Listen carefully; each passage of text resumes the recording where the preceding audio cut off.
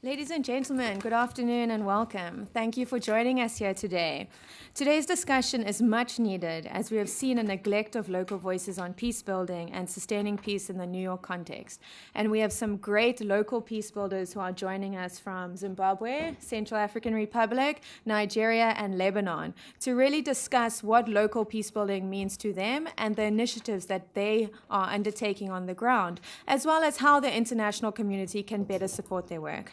But before we jump into the panel, I want to welcome Bridget Moore, who is the U.S. Senior Representative from Peace Direct, who is partnering with IPI on this event. Thanks very much, Leslie, and thank you to IPI for hosting this event and for partnering with Peace Direct on the project and a survey that you'll hear about that goes behind this, this panel today. For those of you who don't know, Peace Direct works with local people to stop wars and build lasting peace.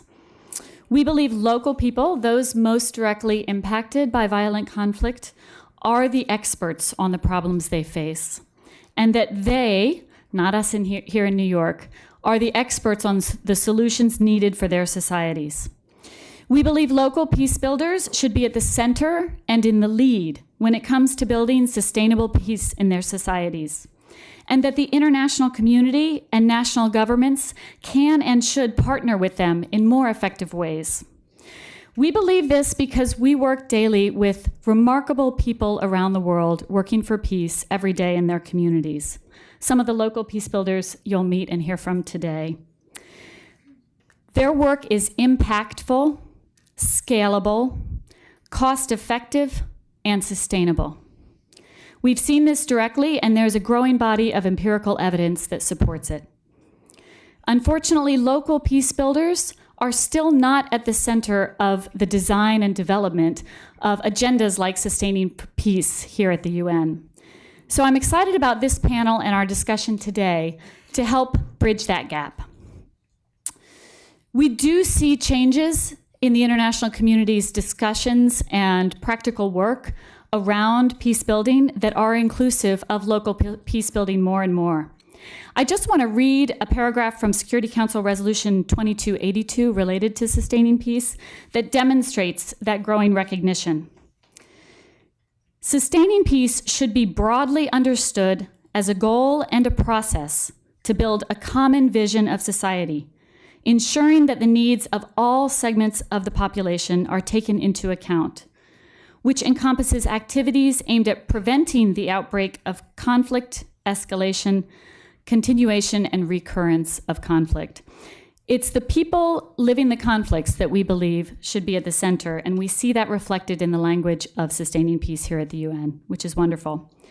Today, I'm excited that we'll hear more about the practical realities of what that means in local communities, and that we can have a discussion not only about how to include local peace builders more in this work, but also how we take responsibility for our own governments. Sustaining peace will not be achievable if all governments and societies are not engaged. That includes the P5, it includes my own country like the US, and engaging with local peace builders around the world who are doing the work daily. So the challenge before us here today, and I'm excited to be with you all, is to really bridge the language of sustaining peace to see what real change in communities can mean. Thank you all for being here, for the work that you're all doing, I know, on this important agenda here at the UN, and for listening to the discussion to come. Thanks, Leslie. Great, thanks, Bridget. As Bridget mentioned, IPI and Peace Direct have been undertaking an informal qualitative survey to really unpack what local peace building means in the local community and try and connect that to sustaining peace debates in the New York context. As Bridget touched on, sustaining peace is a goal and a process which advocates for a holistic approach to sustaining peace involving both peace and development and focusing on the period before, during, and after conflict. It aims to address the root causes of conflict, not just the symptoms. Vital to sustaining peace is fostering a trusting relationship between states and citizens, among member states, and a collaborative and open partnership between the Security Council and Secretary General. It is a shared task and responsibility that needs to be fulfilled by governments and all national stakeholders, including local actors. We firmly believe, as Bridget echoed, that local people are the experts, those that are most directly impacted and living with the realities of violent conflicts are the ones that should guide the solutions to the problems they are facing. Initiatives should be locally owned, regionally anchored, and internationally supported. We, as the New York peacebuilding community, were getting concerned that adequate attention was not being provided to local voices in the sustaining peace debates, and this really drove the formulation of the survey I mentioned. We received nearly 40 respondents from peacebuilders in Asia, the Middle East, Sub-Saharan Africa, and Latin America. The respondents of the survey were experienced and educated peacebuilders working directly with peacebuilding, human rights, women's rights, education, poverty, governance, and related practices. The cumulative results were very rich, and we'll be publishing a series of blogs as well as continuing to engage with respondents over the results in the coming months. In terms of the results, the good news is that the survey showed that most respondents, about 59%, had heard of the Sustaining Peace resolutions and did feel that it resonated with their work. We also engaged respondents on the connections of their work with the Sustainable Development Goals and asked them to indicate which ones were most relevant to the work they were doing. I think unsurprisingly for a lot of us, SDG 16, which advocates for a holistic approach to peace and development, was mentioned most often, followed by promoting gender equality and eradicating poverty, followed forth by reducing inequality. The remainder of the SDGs fell off the radar. However, there were significant challenges that were raised by these respondents and critical gaps that we need to try and breach between the international and local peacebuilding communities. These three gaps that I'm going to raise up today will really guide the discussion that we have today. The first one looked at a recognition gap. Although in sync with the international community on what sustaining peace means in principle, local peacebuilders had a strong message for the UN and the international community in terms of practice, including points on how local communities are often undervalued, overlooked, overwhelmed, and kept out by UN interventions, and how their local efforts are having impact and could have more if the UN operated differently and valued their contributions. The second challenge they raised was that of resourcing. Respondents identified that a lack of dedicated and accessible funding and other resources for local civil society was a serious concern. And third, the solution gap. Clear from these results was a desire among local peacebuilders to work in partnership with the UN and the international community to implement more effective and durable solutions to the problems they are facing in their communities. In addition to wanting more information, engagement, and support, local civil society had practical solutions and recommendations that could offer a more effective partnership with the UN and international community. It is with these results in mind that I now turn to our excellent panel to share with us some of these methods and insights on their work in country and how we as the international community can work better with local civil society to support long-term sustainable peace. After hearing from our four panelists today, I will turn to Chelsea Payne from PBSO to respond to a bit of the feedback that we have here today, as well as connect this to the UN Sustaining Peace agenda and a lot of the policy discussions which are taking place. You have the bios of all the speakers in the handout that's in the front of the room, so I won't introduce them. I will now turn, without further ado, to Ms. Sawasan, journalist and local peacebuilding expert from Lebanon. Hello, everyone. I would like to seize this opportunity to share thoughts with you about the meaning of sustaining peace and peacebuilding from a local context. So by definition, according to Resolution 2282, sustaining peace means preventing the outbreak of conflict. So prevention is the big word we have been hearing all around. We have been in Washington for the Alliance of Peace Building, and Secretary General Antonio Guterres addressed us, and he said that prevention is the main focus of the UN, the new main focus of the UN, and that it saves money and lives. So you invest in preventing conflict, and that you receive the reward, the final outcome later, and it saves money and lives and more conflict.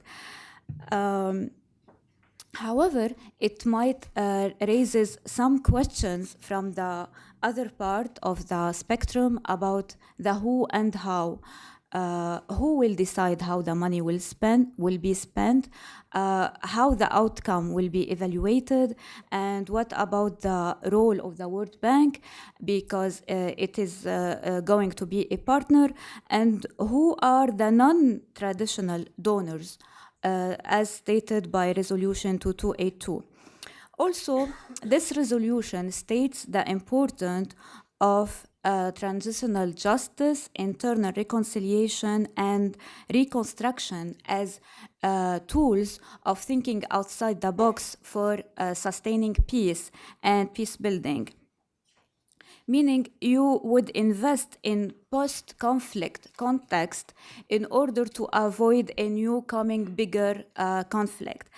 Having these concepts in mind, and from my background as a Lebanese and from the Middle East, I would immediately think about Syria and the Syrian context as a lab for all of us around the world to explore the meaning of sustaining peace in such a volatile and insecure environment.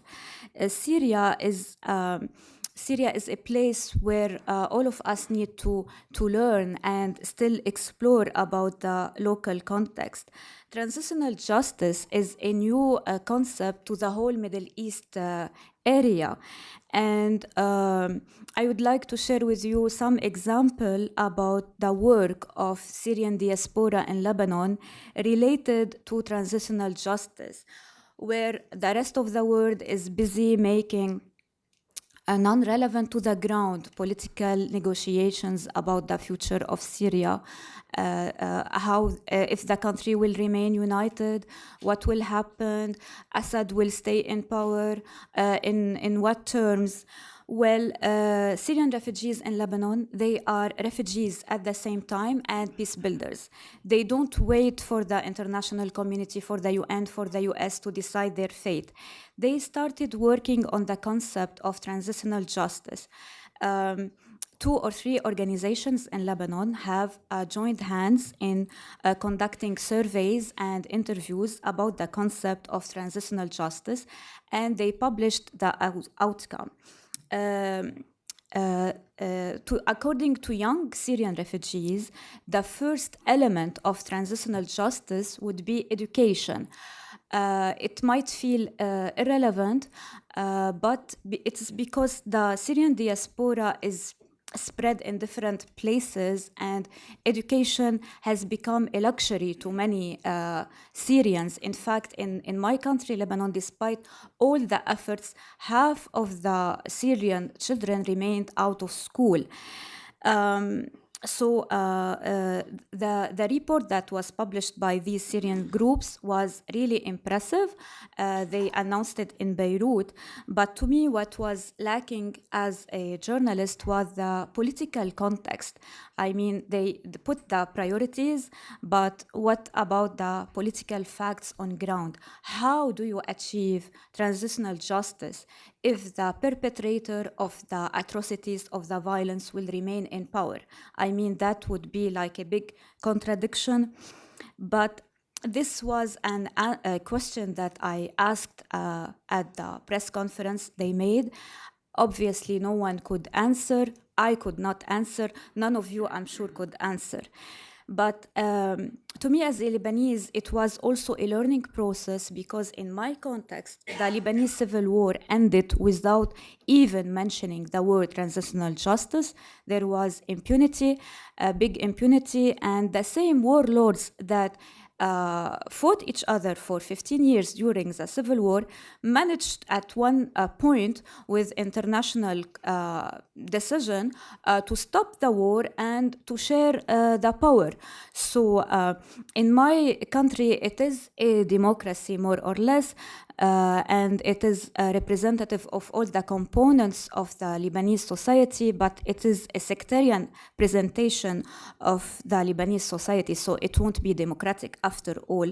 So I think Syrian diaspora, these young Syrian are giving us a lesson to the whole world, to us Lebanese, to think about achieving transitional justice.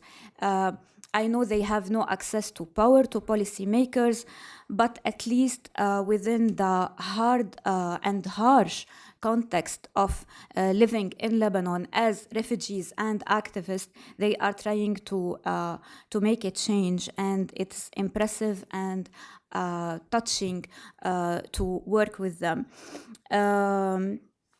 I would like also to speak about the women empowerment point, also stressed in Resolution 2282. The empowerment of women in the refugee community was not a decision to be taken, it was a fact of the daily life, because women refugees in Lebanon would be either too young or too old. And those young women are already activists, and they work on inclusion and on transitional justice. But what's interesting to notice is the changes in social mechanism in some in the Syrian community in diaspora, because of some security issues for men who some are in the opposition, or because they don't have a legal permanent stay in Lebanon because it's costly to have it and they lack the financial means. So something changed and need to be addressed. It was that women became the sole bread provider for families, and this was a means of empowerment without being meant to be as such. We are still exploring and working with these women, and it would be interesting to see once they are back to Syria, if this new changes in social roles continue, or they will return to the more traditional roles. One last point, the education was mentioned by young Syrians as a tool to achieve transitional justice. I would say that money needs to be fueled in education for all Syrians, and the quality of education. I'm speaking about money because Secretary General Guterres said, well, it might cost money, but at the end it saves lives and money, as well as empowering host communities in Lebanon as a tools of conflict prevention. Thank you. Great, thank you. I think it's really interesting to learn about experiences of peace building within conflict situations, and focusing on issues such as education and transitional justice really highlights that we need to look beyond the traditional discussions of peace and security and really include aspects of development, which is a lot of what Sustaining Peace is trying to advocate for. I now turn the floor over to Michael, who's joining us from the Peace Initiative Network in Nigeria to share his experiences.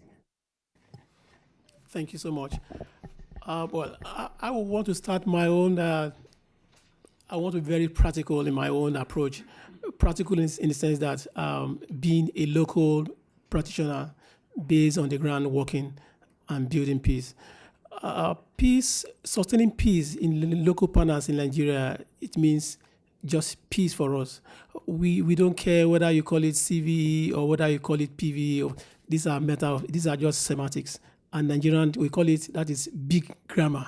They say that's a big grammar.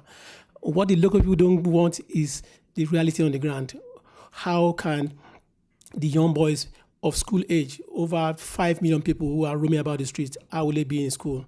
How can the young people, the youth, who are in their millions without food, without work, How can they be fully gainfully employed?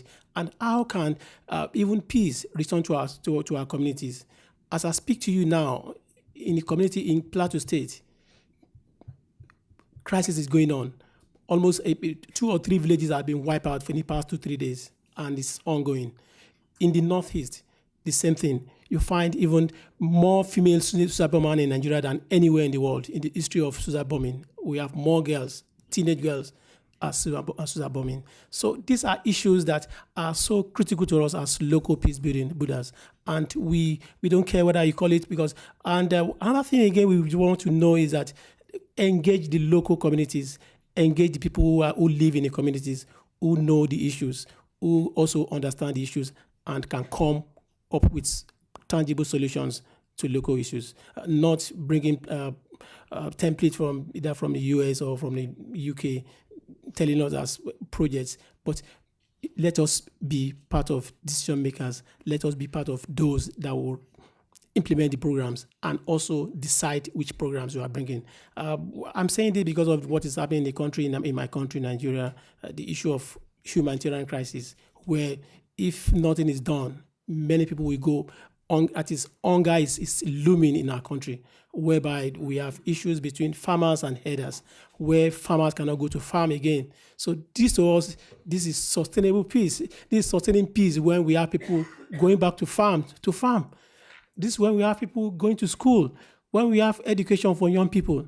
And I will want to share a tangible story of one of our projects. We have a lot of them we do at Peace Initiative Network in Kano, and one of the ones I want to highlight is the Peace Club programs, where we work with young people in schools. We use football as a platform to engage young people. Why do we use football?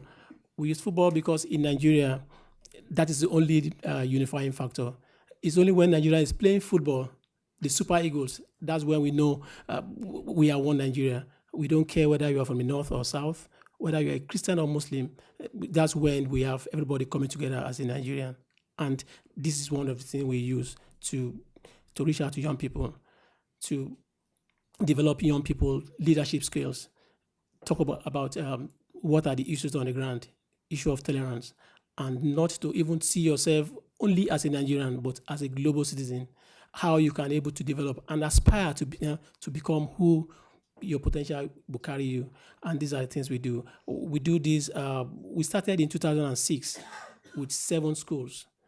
And now, as I speak to you now, we have over 60 schools in 4 states in Nigeria.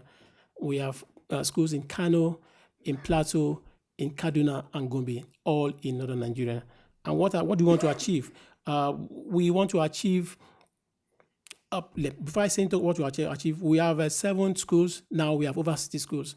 And the membership then was just 50 members when we started about 11 years ago. Now we have over 8,000 members.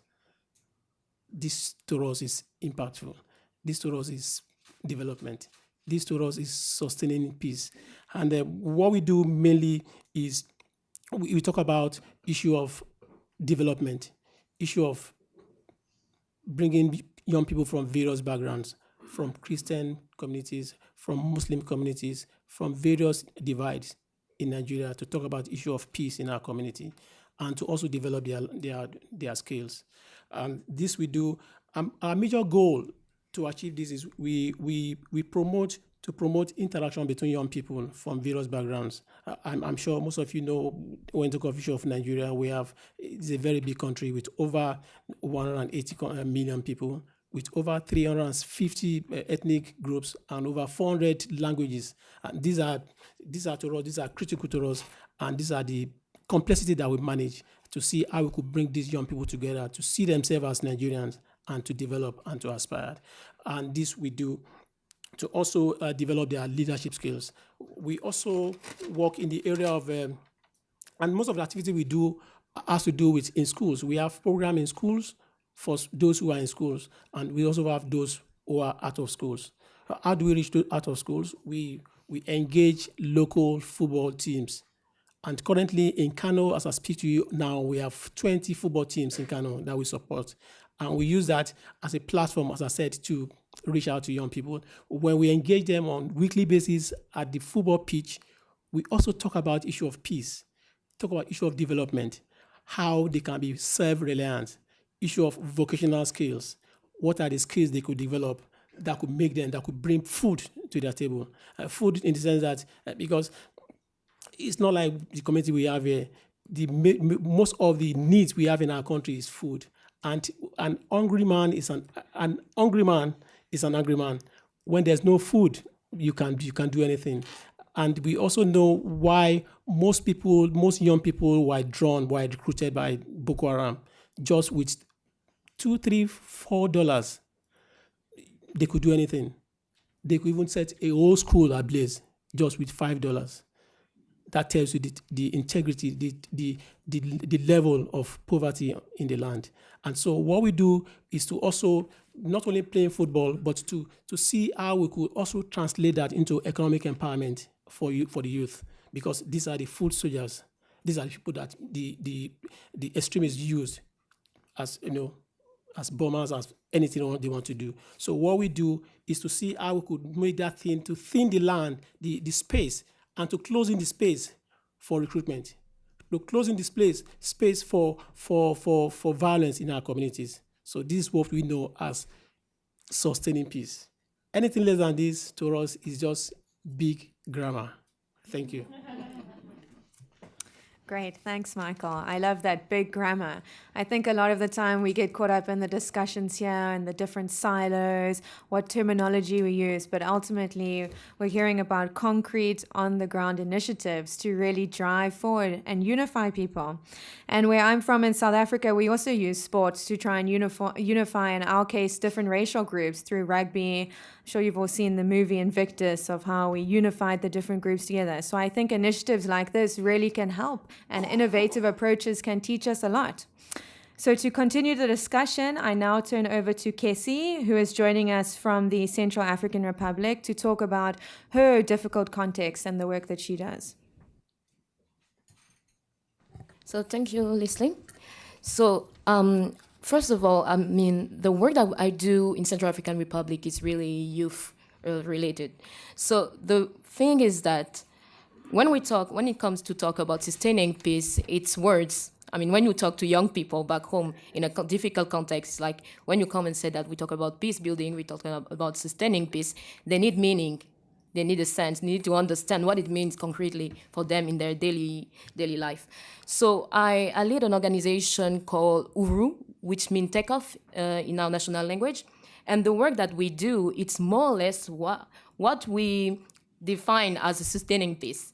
Actually, we work on agriculture, so agriculture, but promoting agriculture by youth to youth. So it's like we highlight some young people who are really involved in agriculture, not just working in the farm or other, but also transforming projects. So the idea behind is like to show to young people that even though the situation is critical, there is a crisis in the most part of the country, there's some space where they can have access to job through agriculture, for instance.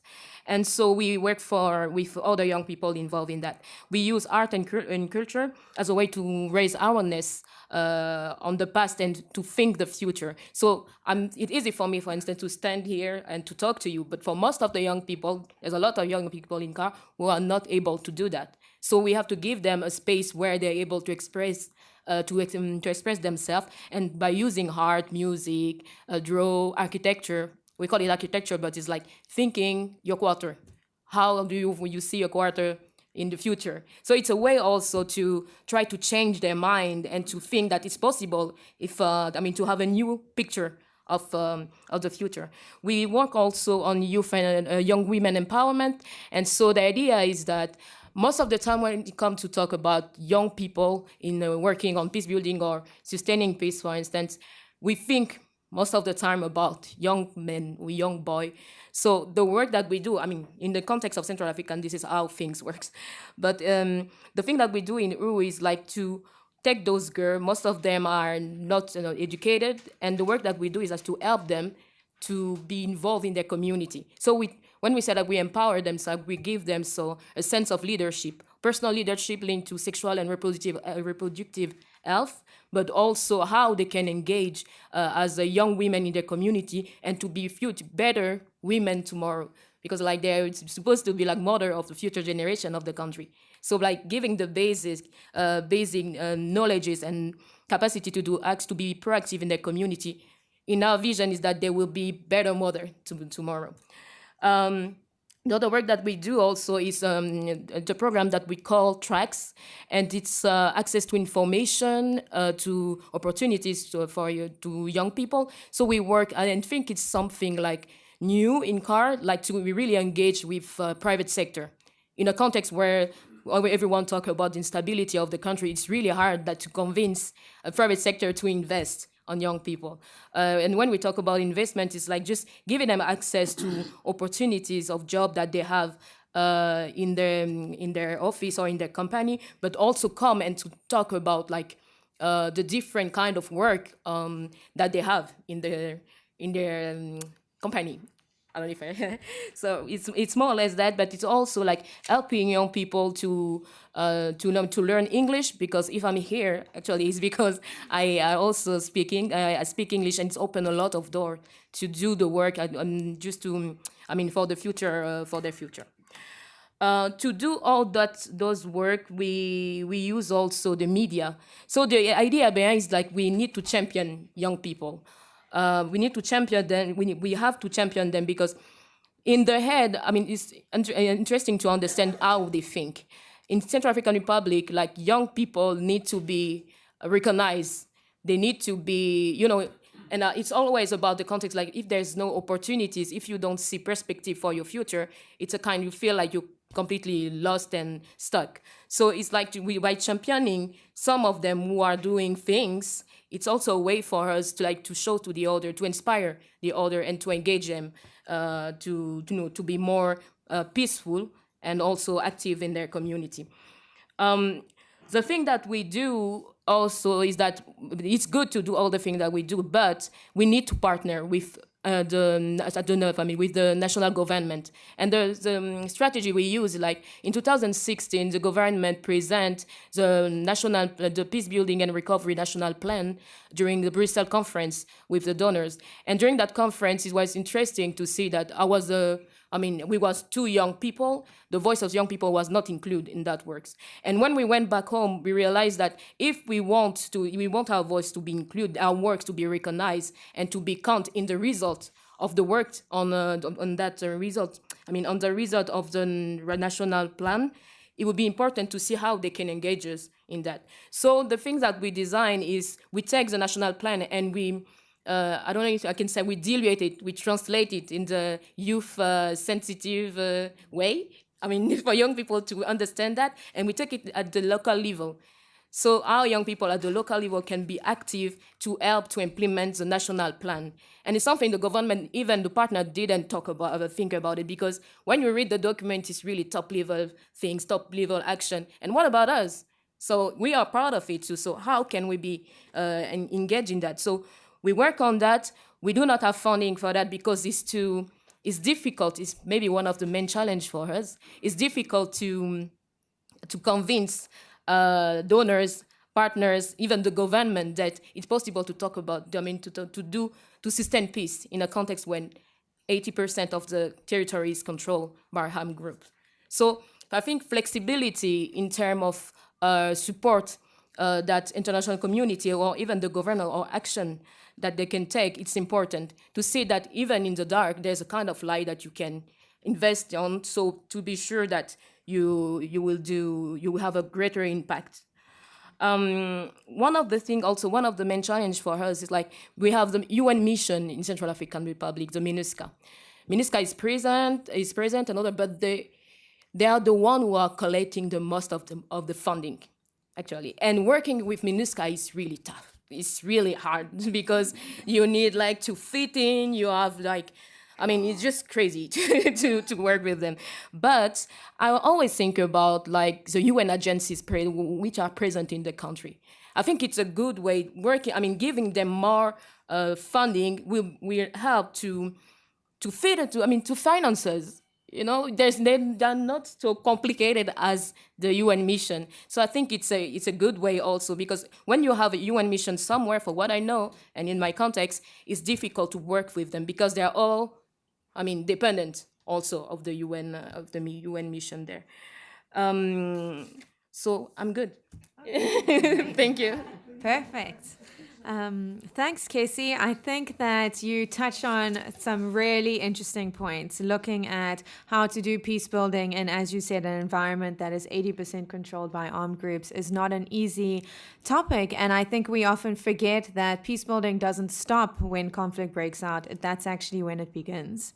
And the funding issue is a huge issue and something that was raised a lot in our survey. 32% of respondents said that access to reliable funding is the biggest challenge to their work. And we know that's a big discussion here as well in the New York context, how to attract funding to less desirable and risky environments. So our last speaker now is Webster, who's going to be speaking about the context of his work in South Africa and Zimbabwe, and to share his insights to wrap up our panel today.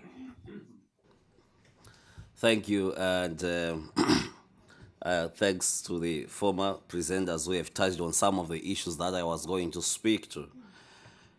Thank you also to IPI and Peace Direct for inviting me here. If I don't thank you now, I may not find the time, because there's always no time in New York. Until one day someone at NASA will say, in this part of the world, the day is actually 26 hours. We'll always be rushing. Before coming here, I spent 2 weeks in Uganda, working with senior police officers there.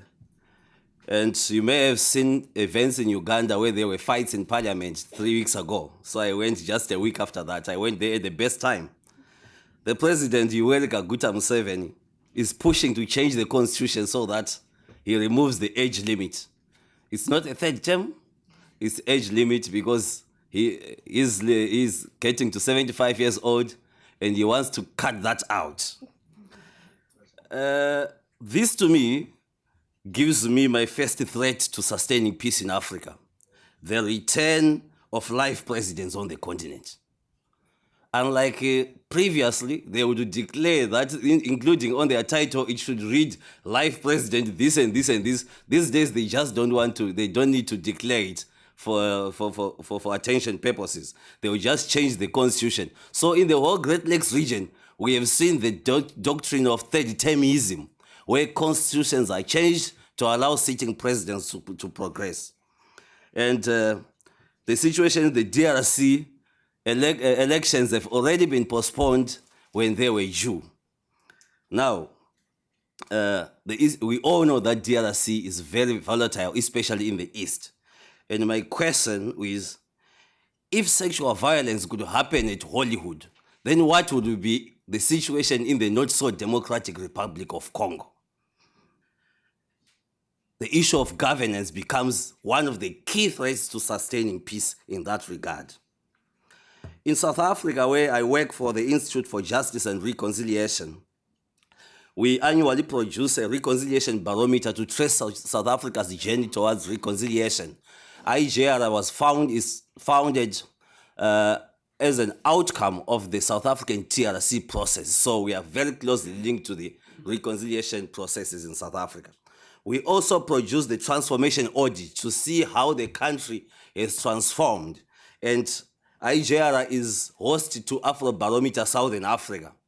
And our research has always been showing that reconciliation is impossible as long as people disadvantaged under apartheid system continue to be poor. There is no peace in poverty. And today being the International Day of the Eradication of Poverty globally, I think it is important to note that sustaining peace in a poverty environment, they just don't go hand in hand. It's impossible. In fact, in South Africa, the face of poverty is still black, and in most cases is still that of a woman. And in that regard, sustaining peace in those circumstances is still something to be looked around beyond just the peace, but in the way how people's lives are impacted. In Zimbabwe, we are in the eve of an election.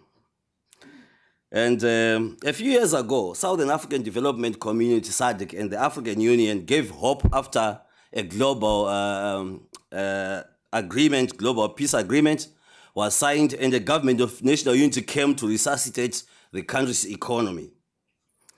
And in that country, we have worked with civil society groups, particularly the Peacebuilding Network of Zimbabwe, which is a coalition of 19 organizations promoting peace building in various forms across the country.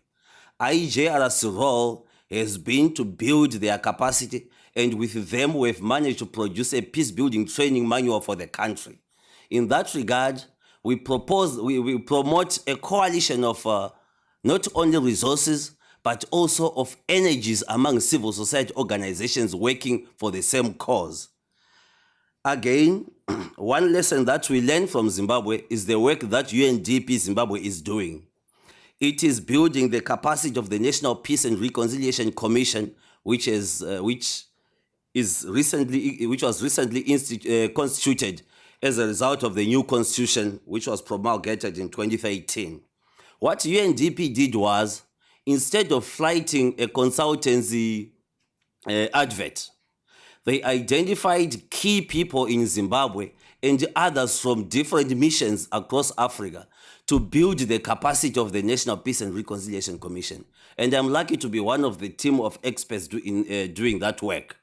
For the past 2 years, we've been meeting in 1-week retreats with the commissioners in the Peace Commission to try to build their capacity. The advantage of it is that ourselves as fellow Zimbabweans, who have got some knowledge in peace studies and other related work, are building the capacity of our own commission because we know the context, we know the environment, we are aware of the challenges that they are likely going to have, and also we want to demystify the issue that a UNDP program is coming from outside. In this case, it is a UNDP-run program, but it has organically developed to a well-owned Zimbabwean program where the failure of the commission should not be because of the knowledge that they have from outside, but otherwise, which is a big threat, the challenge of political will from our government.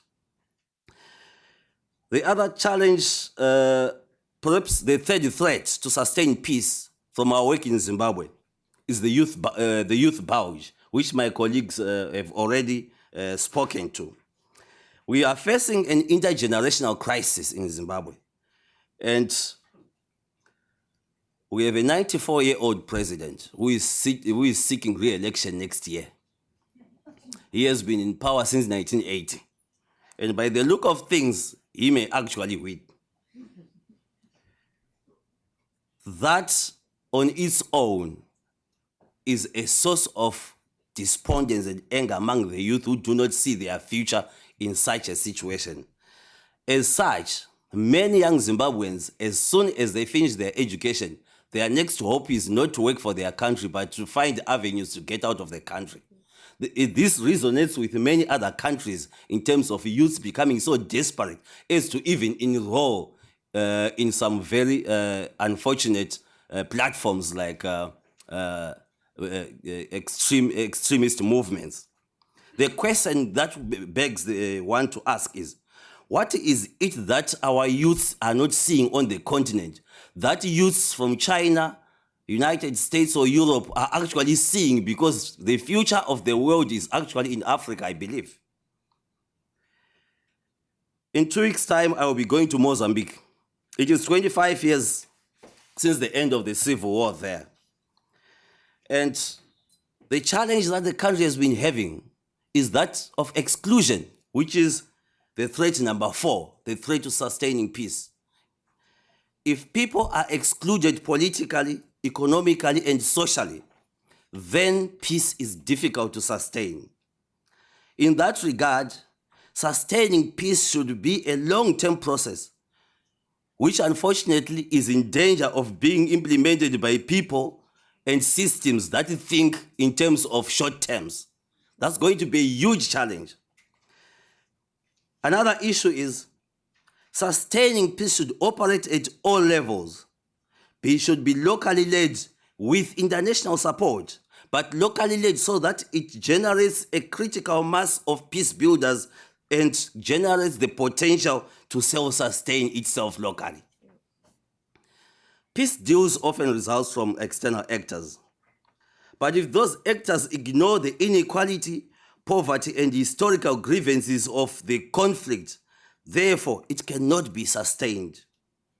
Otherwise, in this current form, sustaining peace may be difficult to achieve because in many African countries, there is no peace to sustain. Amen. Thank you, Webster. I think powerful words. There's no peace if there's poverty. And that's something that I think Sustaining Peace really tries to drive home, that we need to have peace and development. People are less interested in high-level justice processes if they don't have electricity and running water. So I now hand over to Chelsea, who is going to respond to some of the comments today, as well as share the perspectives and the developments around the Sustaining Peace agenda in the UN context. Well, thank you, ladies and gentlemen. I want to start by thanking IPI for hosting this discussion and local peace builders for sharing your very rich, innovative experience in peace building and also the challenges that you're facing on a daily basis. And I wanted to indulge us for a couple of minutes just to locate the discussion back to the Sustaining Peace resolutions and some of the work going on in New York before reflecting on how we can incorporate some of these ideas into those discussions and recommendations for the way forward. In 2016, more countries experienced violent conflict than at any time in nearly 30 years. And the multiplicity and growing complexity of conflicts and other threats to peace and security have brought new challenges to the organization. And as has been reflected in our conversation today, the human and economic cost of conflict and the cost of not investing sufficiently in prevention is mounting. And this is the stark context in which the Security Council and General Assembly adopted the concurrent resolutions on the review of the UN peacebuilding architecture, and introducing this concept of sustaining peace, dispensing with the notion that peace building only happens post-conflict and adopting what has become much more of a holistic term.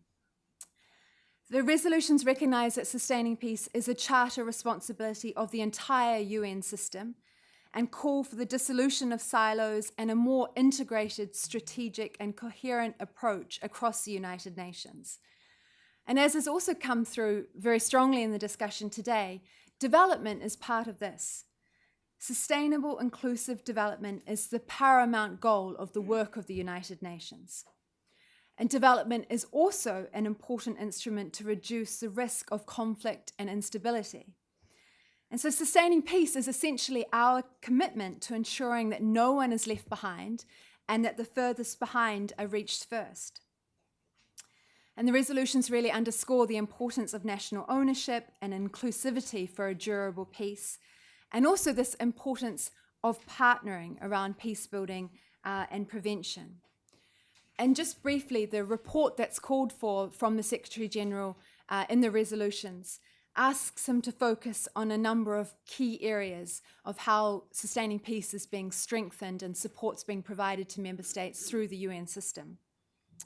And those areas are operational and policy coherence, leadership and accountability, the capacities we have for supporting sustaining peace, critically to today's discussion, partnerships and also financing for peace building, engagement with women and youth as peace builders, and also the revitalization of the Peacebuilding Support Office, where I come from, as a home and a facilitator for discussions around peace building and sustaining peace in the UN system.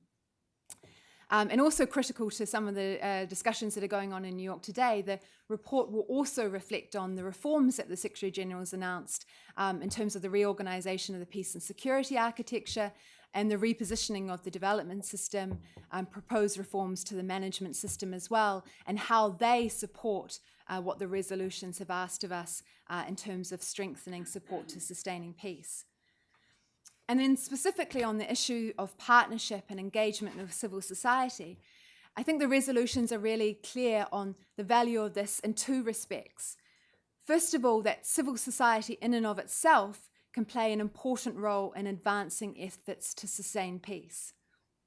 And second of all, the recognition that because the scale and nature of the challenge of sustaining peace is so big, it's not something that the UN could or should be able to achieve on its own. And so it calls for close strategic and operational partnerships in order to be able to realize these goals. It talks about strengthening partnerships with civil society, and there's specific mention of the important role of women and youth as peace builders in sustaining peace. And I think in terms of the preparations for that report, first of all, the results of the survey of local peace builders on sustaining peace that has been led by Peace Direct and IPI will be a really important input and something that's really welcomed by the system in terms of understanding the contribution of civil society and the views of civil society on sustaining peace. And I think three messages from the discussions today have resonated in particular. First of all, the fact that what it essentially comes down to for all of you engaged in peace building is how we translate the sustaining peace resolutions and the reality of sustaining peace into impact on the ground, be it through education or football, engagement with youth, or reconciliation. And in doing so, how can we make sure that there's a meaningful partnership in both directions between civil society and the United Nations, with the UN country team, and even with the mission? How do we make this a fruitful relationship? And then that very difficult question of reliable funding, of making sure that there's dedicated funding and resources to support local peace builders and the contribution they have to make. And I just wanted to reflect on a couple of ways within the system in which we're trying to take some of these ideas and the importance of these partnerships forward. And I see colleagues from other parts of the UN system where there's also very innovative things happening in terms of partnering with civil society. But just to reflect from my own experience in the Peace Building Support Office on some of these initiatives. And I think one of the critical things for us to think about is how we make some of the innovative things that are happening much more systematized across the way the UN engages with civil society. And so just briefly, one of the connectors, if you like, of sustaining peace in the UN system that the Secretary General has been putting a lot of emphasis on lately is the role of the Peacebuilding Fund as this connector, as connecting not only across the UN system, but much beyond the UN system. One exciting initiative that has now been going for a number of years is the Gender and Youth Promotion Initiative, which now for the second year running has allowed the Peacebuilding Fund to give civil society organizations direct access to the Peacebuilding Fund. This is now supporting 16 innovative projects across 11 countries for a total of 15.2 million. Now, this is still small scale, but something that has meant, first of all, that PBSO has been able to meet the target, in fact, exceed the target of having 15% of peacebuilding funding go to gender equality and women's empowerment work in peacebuilding. And it's allowed a specific focus on gender responsive and youth inclusive peacebuilding, accessing the work of local peacebuilders directly. More broadly, the Peacebuilding Fund is also working directly with civil society with expertise in building program design. And I think Michael reflected on that, on the role of local peace builders in saying what programs should look like.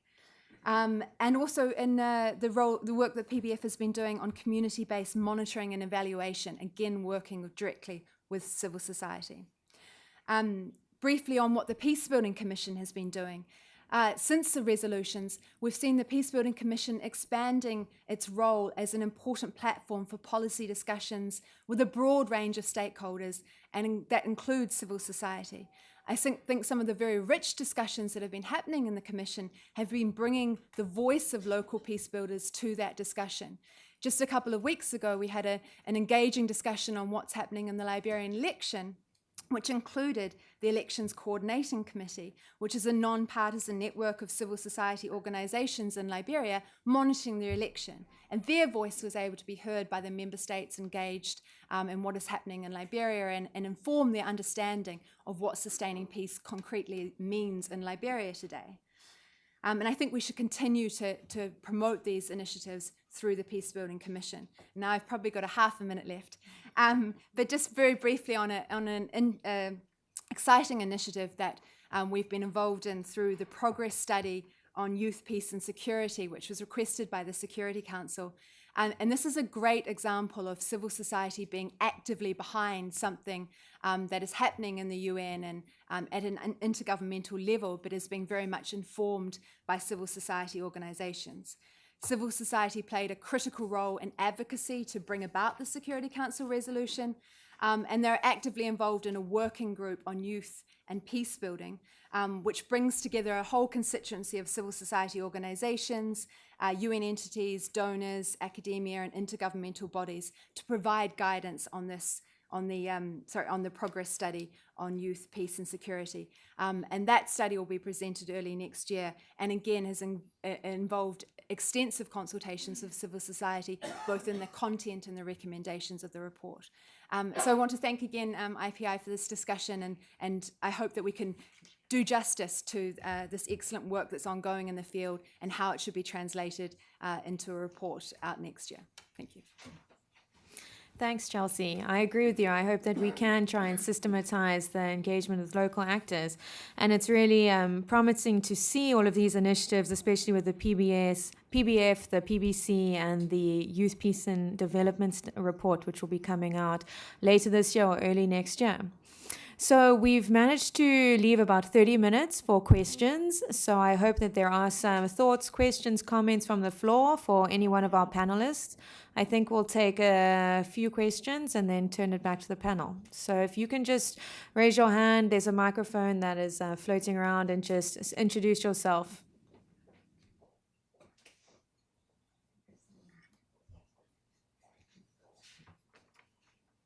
Hello, my name is Paula. I am an intern at the Peace Building Support Office, currently working on the progress study in youth, peace, and security.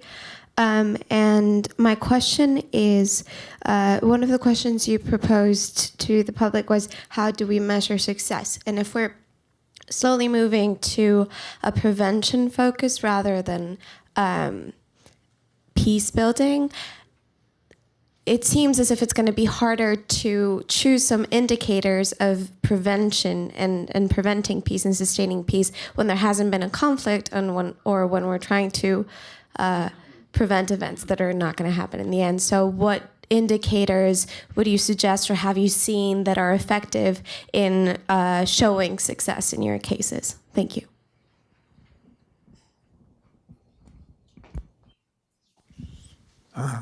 I'm John Hirsch at IPI. First of all, I want to congratulate all of you. And I met Webster. I had the privilege of meeting Webster in the car a few years ago. So I just think it's great what you're all doing. I'd like you to say some more, maybe you, maybe some of the others, about how to get the leaders in Africa to kind of change their positions, because you made this point about Museveni being unwilling to relinquish power and so on. Do you feel you're having, all of you having inroads into these leaders? Do you think there's change at that level? And then I wonder if you want to say anything about the SDGs, which we've Sustainable Development Goals, and which have been adopted here. Is there any resonance in your countries, the SDGs going forward? Because we IPI attach a lot of importance to linking sustainable peace idea with the SDG idea. So thanks a lot. Congratulations.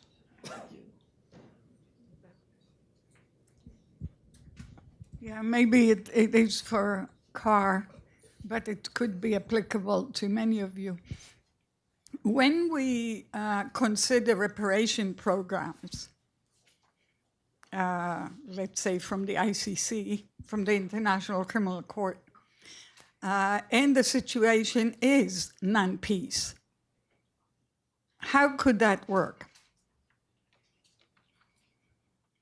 It's a huge challenge from that standpoint, and I'd really like your wisdom on it. I think perhaps we can take one more question. If there was a hand over here. Yeah. I'm Hasini from Sri Lanka. I'm happy to hear hear the importance that you give to education in long-term peace-building work. So my question is also coming from my own experience of struggling with peace education and educating young people for future generations. But how do you engage with state structures, because education tends to be something that is usually dominated by state structures, and even when international community tries to work on education, it still tends to be in the hands of the state structures, and it continues as the same. So I have witnessed a lot of resources going to waste, which is spent on education. So I just want to hear more of your context, how you handle this challenge. Great, thank you. I think we have 5 really interesting questions looking at how we measure success in the case of prevention, this notion of positive peace indicators, looking at leaders in Africa and how we influence their positions, the role of the Sustainable Development Goals and how they resonate with the work you're doing and the context that you are working in, reparations, and the notion of education and the impact of it, investment in it. So, Sauson, I turn to you to start. If you want to take a few minutes to answer whichever questions you like. Yeah, I will answer the first question. I think it was addressed to me. I think first and fast success stories would come from youth and women. There have been, but it's all the work of civil society. It's not a governmental program in Lebanon. It's all the work of civil society with the help of international organizations and international donors with small grants. It was done like several summer camps and after-school programmings for Lebanese and refugees, Syrian refugees and Palestinian refugees, just to overcome the stereotypes and to study together, to draw together, to play together, and to learn about the similarities they share. And also other success stories come from women and what we normally classify as underprivileged women. There were programs of poor women, Syrian and Lebanese, working together actually in kitchen and using the traditional roles of women in cooking to cook food together. Normally there is similarity between Lebanese and Syrian cuisine, but it was also used as tools for peace building and dialogue and for financial empowerment. But what is lacking is that the local society, host communities in Lebanon, in more areas than others, are feeling that they are sidelined. The international spot is on empowering refugees and on relief, but that local infrastructure is decaying, school system has limited capabilities. So what is lacking is more channels and more attention to resilience building and empowering the host communities as a means of conflict prevention, because there has been incidents of daily tension, sometimes caused by a very ridiculous incident, but it grows further. This is what is still lacking and missing, the empowerment of host community, because the situation it's not going to be solved tomorrow, and Syrian refugees are remaining in Lebanon. So while they are still being in Lebanon and Palestinian refugees will remain in Lebanon for a longer period, just let host community feel that they have rights as well, and they should be their concerns should be addressed as well. Great, thanks. Michael? Thank you. I will look at the question on education, because education is key. We can't overemphasize the need to get the young people in Nigeria or in Africa to be educated, and we do this by engaging both the state and non-state actors. What we mean by non-state actors in our own local level is that is not the state government or federal government. And we do this by engaging the schools where we have our programs. It could be peace education, as we said, or even civic education to know your rights and what are the issues you need to talk about. And then we also talk about education that has to do with even, we also do improvised lessons for those who have not even been to school at all. And these are adults or maybe youth. So what we do is to encourage them. We give them private lessons where we have some of our volunteers who also engage them in private lessons. And we also help even in raising funds, money for them to go back to school, to write their examinations, to go back to school. We do that. And we also do what we call Open Minds program in schools. The Open Mind programs is also not the Peace Club program, but something that will open up the minds of young people to leadership. And by this, we engage journalists, because we use journalistic approach, whereby you could to open up the minds of young people to be unbiased, to be objective in their analysis, to see things from beyond their local communities, and to also to build trust across borders, and to see how somebody from the north will see another person peer-to-peer knowledge learning among young people. So we do this by through our programs, and the programs, as we said, is not something that it's not terminal. It's not terminal in the sense that even when you graduate from one class to another class, we move it to the next level, and the next level could be probably maybe vocational training skills, whereby you will be able to be self-reliant. Because if you are not educated, there's no way you can pull things together to even generate income. So we also teach them how to even manage their finances. So the education is all encompassing. It's something that is all embracing. We go from civic to knowing what is peace education, conflict resolutions, to even becoming self-reliant, as I've said. So for us, education is a tool that we use, and that's why we'll go through schools for our programs, because we know that's where we could catch them young, to open up their minds, to be able to not to be what we call discriminatory in outlook. I will say this because we have a very huge country whereby many people will even live in their area. They would not even be to the maybe next local government or even state, and they will just stereotypes. Seeing you from the south or from the north, they just believe what other people have maybe said about the same people. So what we do in essence in our clubs is to open up people's mind, and then we engage the schools that I've said. We work with schools government, we work with local communities, we work with even religious leaders, because we also train them the issue of religion, because in Nigeria, religion is key. So we also train them to know what are the tenets of various, both Islam, Christianity, and other religion, so that they could use that as a moral guide to navigate through life. Thank you. Thanks, Michael. Casey, do you have anything to add? Yeah, just to answer to the question on how we measure success and prevention. Now, for me, it's like when we say success, I mean, what is mean for the UN? What is mean for us at the local level?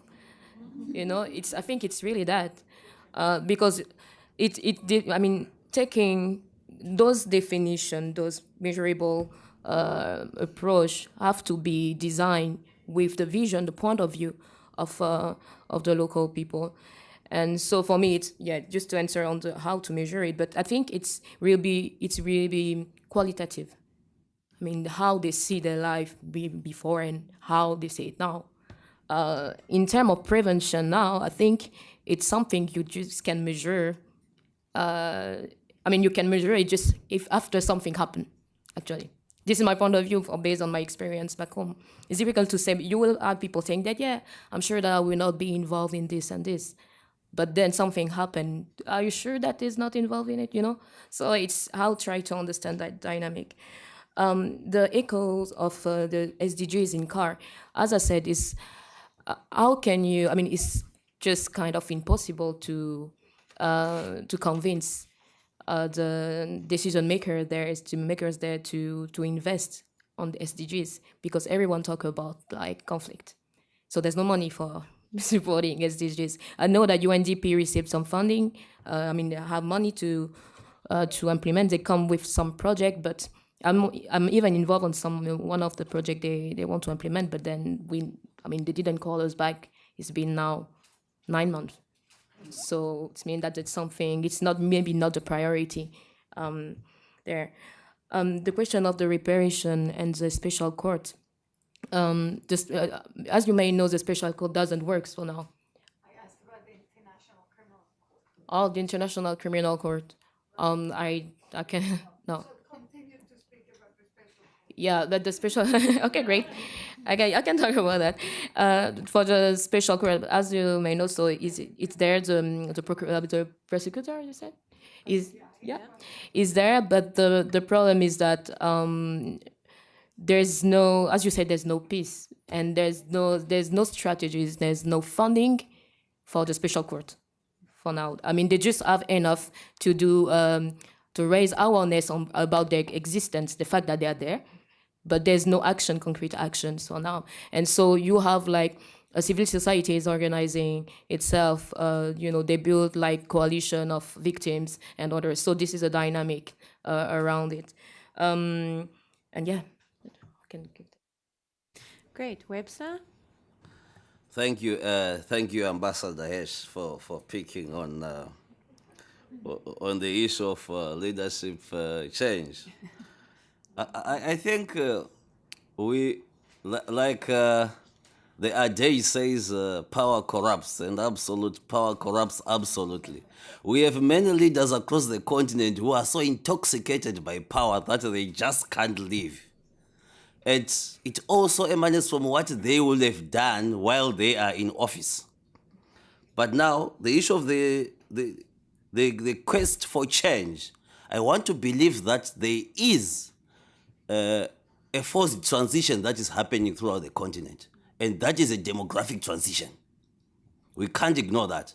In Zimbabwe, for example, 2/3 of the population is below the age of 25. On the rest of the continent, 60% of Africans are below the age of 30.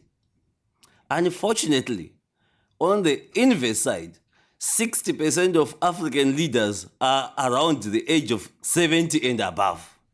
So we have this disjuncture. Now, Zimbabwe has just started a process of voter registration. If the youth would know the power that they have, they could simply vote these geriatrics out. And that is where the key is. If we invest in the youth of Africa, we are going to invest in change for Africa. Because these old men are ruling for their past, not for the future. They cannot rule for the future because they know they will not be there. So all their arguments were reminded of colonialism and imperialism, as though we are being threatened by any colonial power now.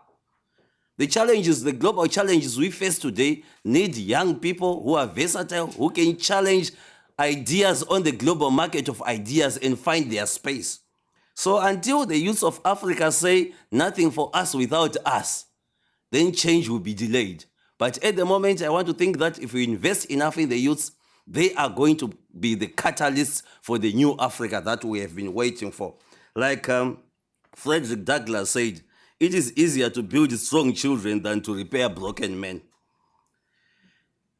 On the issue of SDGs, Ambassador, there is a strong resonance, certainly, with the work that we are seeing, particularly on SGD Goal 16. In this, for the sake of time, I can just invoke Kwame Nkrumah's dictum: seek ye first Goal 16, and the rest shall follow. There is no peace without development. Thank you. Thanks, Webster. Chelsea? I mean, just a couple of comments just to underline the importance of a focus on prevention, and I would draw your attention to the recent UN World Bank Global flagship study on the role of development in the prevention of violent conflict. And I think this tries to quantify, perhaps for the first time, and articulate the benefits of investing in prevention, and also talks around some of these positive peace indicators. So looking at things in societies that we know reduce instability. So, for instance, reducing inequalities, advocating for inclusion, the availability of grievance mechanisms, and really being able to show that if we take a conflict-sensitive and a risk-aware approach to development, there's a lot of gains to be made in terms of prevention. And just then briefly to connect that to the Sustainable Development Goals, I think we would say as well that sustaining peace has to cut across the entire Agenda 2030, not just SDG 16, although it plays a very important role, but also across areas such as inequality, women's empowerment, education, etc. And indeed, even beyond the goals and indicators, goals and targets and indicators themselves, the underlying principles of Agenda 2030 really reinforce the sustaining peace agenda as well. The idea of national ownership, of inclusivity, of having a people-centered approach to both development and to sustaining peace is what really marries the two together. And just to underline the importance that we do carry those two together. Great. I think we have time for one last round of questions. So if there are any questions.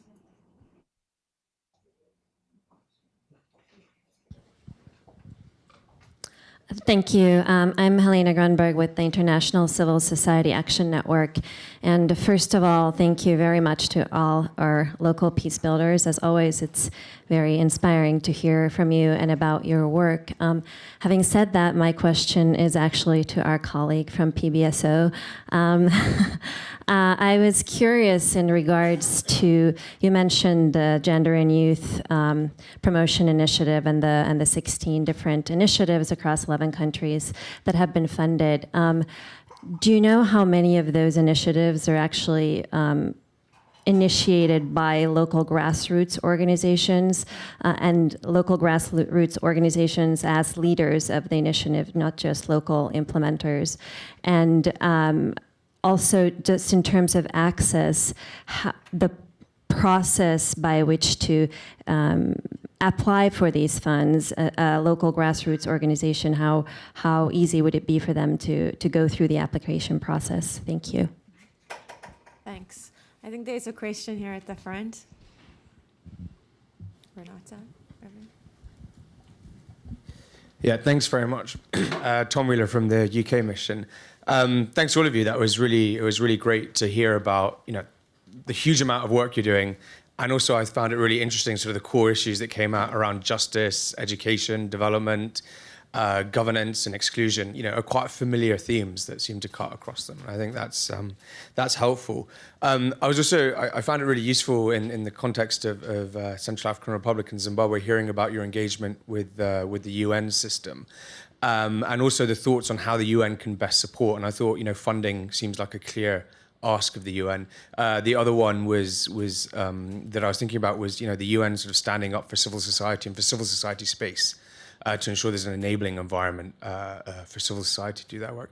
But I wanted to know to what extent you feel you can also go to the UN and try and shape what the UN does, and what opportunities you've had to shape how the UN operates in your country or even more broadly in the region, whether that's humanitarian agencies, development agencies, or peacekeeping missions. Thanks. Great. Any last questions? Great.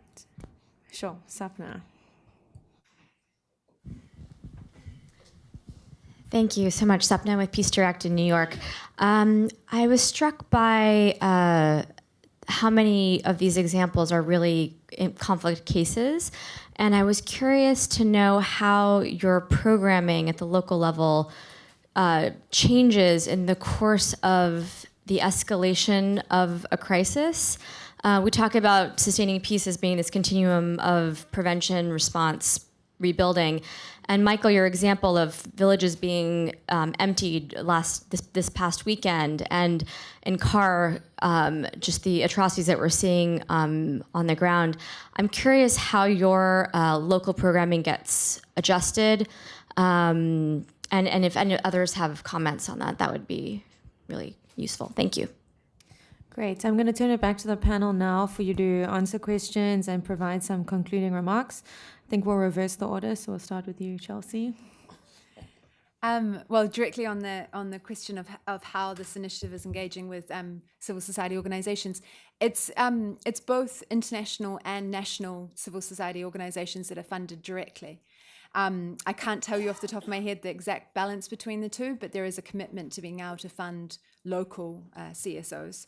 And that is indeed happening. The application process, from what I understand from colleagues, is quite an iterative process. So there's an initial sort of concept design that's submitted, and a group is selected. And then there's a lot of back and forth in terms of narrowing down what the project will focus on, and assistance in terms of development of work plans, etc. And there's always a bit of a balancing act between being able to provide enough funding that a meaningful project can be implemented, but also not too much funding that you're cutting out local peace builders who are not able to deal with massive grants through the same administrative processes that UN country teams often can do.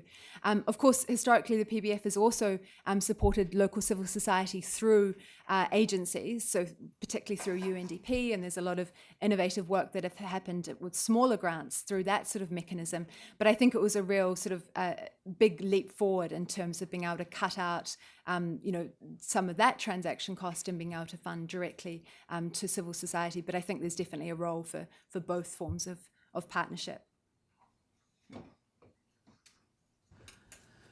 Thank you. I want to briefly respond to the question on how we can try to assist to shape how the UN can do its work. I think 2 months ago, the Institute for Justice and Reconciliation sent me and a colleague, Frederica Bubenza, to South Sudan at the invitation of UNMISS, UN Mission in South Sudan, to build the capacity of local actors to promote transitional justice. And one of the key aspects that continuously came through was that there was lack of trust between the UN mission and the government of President Salva Kiir. And that context is not unique. So probably one of my biggest strongest advice, is that the UN system should always build trust on the context it is working with. Trust with the government, but also trust by engaging and including other actors such as civil society, to at least hear them, and where possible, find local people who can still do the work rather than the work being done by externals. By that way, the UN will be building local capacity that has the potential to sustain itself even when the UN system withdraws. That means there needs to be a mixture. If you bring experts, let us also find those that can benefit from the expertise at local level, rather than an expert comes from outside and builds the capacity of a UN person who in most cases is not also a local person. So the information, when the UN mission moves out, the capacity and expertise moves out from the consultant to the UN mission, and the local capacity is zero. So I think that model, which I saw with the work we are doing with the UNDP in Zimbabwe, is such that even when there is no UNDP working with the National Peace and Reconciliation Commission, the Commission knows a number of people, about 10 Zimbabweans who are involved in the process, that they can go to without necessarily going to the UN system. I think that model can be replicated and build the trust needed where UN system is not seen as a foreign project coming to stabilize a local, but a global system that is trying to build the thread between the global, the national, and the local. Thank you. Great. Okay, Michael. Yeah, I'll respond quickly to the question on programming and in terms of recurring conflict in our community. What we do mainly is and that's why we know too that Boko Haram is not the only issue in the country.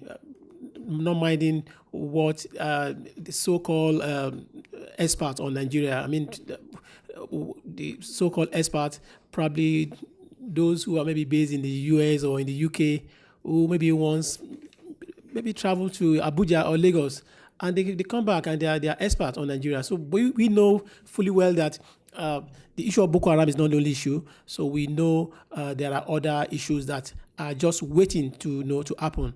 And what we do mainly in our programming is to be all embracing. We at least we look out for inclusive programming, and we do that by going through what we call advocacy event, where we pay visit to various stakeholders, community leaders, religious leaders, government officials, youth group, women. We tend to engage everybody so that when things happen, we know who to call, who to talk to, and what to do. So it's not that we are maybe incremental or incremental, maybe moving our programs, but our programming is something that when it comes, we know what to do. When we talk in terms of the farmer, Fulani, whatever others, we know who to approach, who are the key stakeholders, and when it is something that has to do with issue of youth, we know who to talk to. So what I would say in essence is that there's need, and this is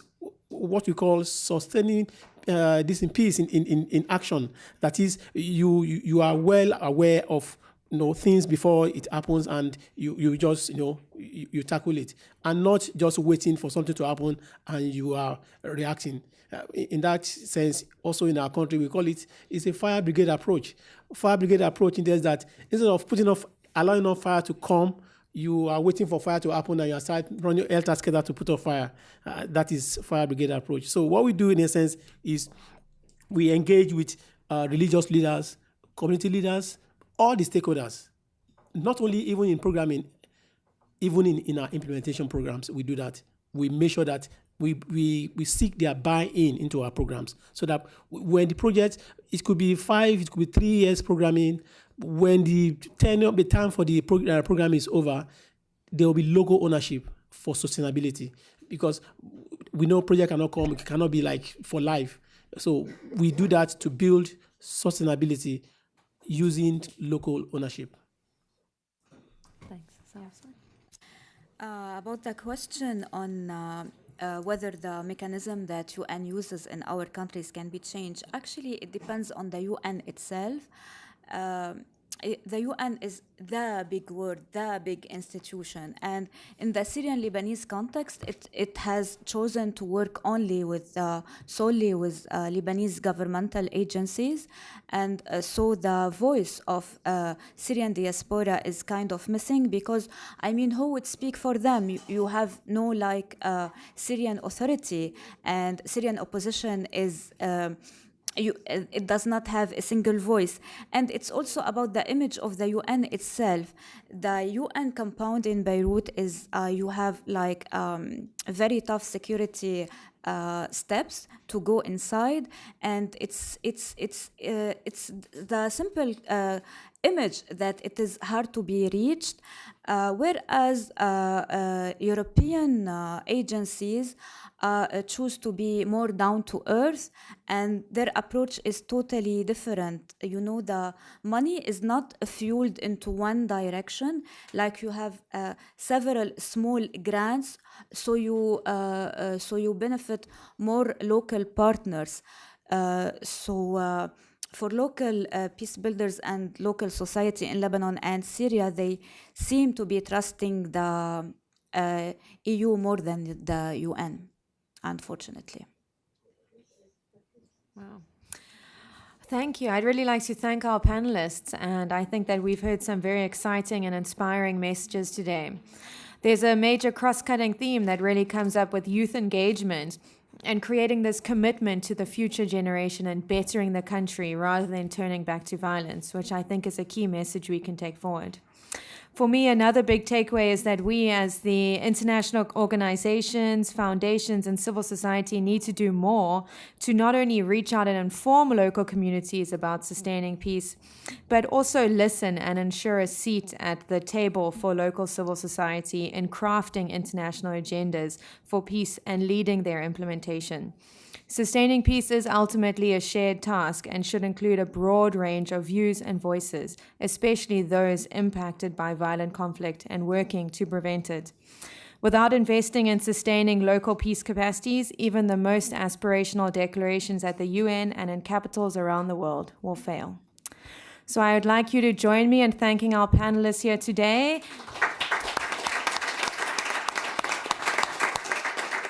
And hope that we can continue the discussion moving forward.